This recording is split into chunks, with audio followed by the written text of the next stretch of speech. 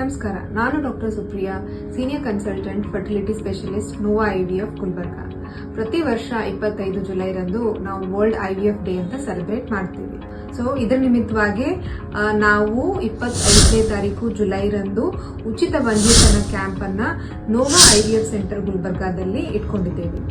ಈ ಕ್ಯಾಂಪು ಬೆಳಗ್ಗೆ 11ರಿಂದ ಮಧ್ಯಾಹ್ನ 3 ಗಂಟೆವರೆಗೂ ಇರುತ್ತೆ.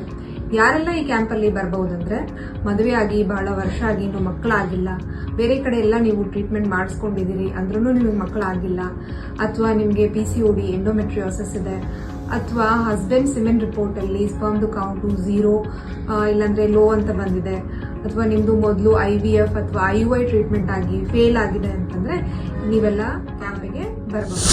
ಸೊ ಬರೋ ಶನಿವಾರ 25 ಜುಲೈ ಬೆಳಗ್ಗೆ 11ರಿಂದ ಸಂಜೆ 3 ಗಂಟೆವರೆಗೂ ನೋವಾ IVF centre Gulbarga.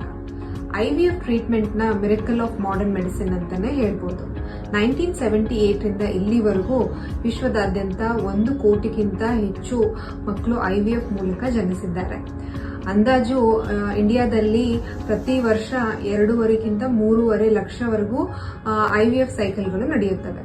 So IVF treatment ಮಕ್ಕಳಾಗದೇ ಇರುವಂತಹ ದಂಪತಿಗಳಿಗೆ ಒಂದು ಬೆಳಕಿನ ಕಿರಣ ಅಂತಾನೆ ಹೇಳ್ಬೋದು.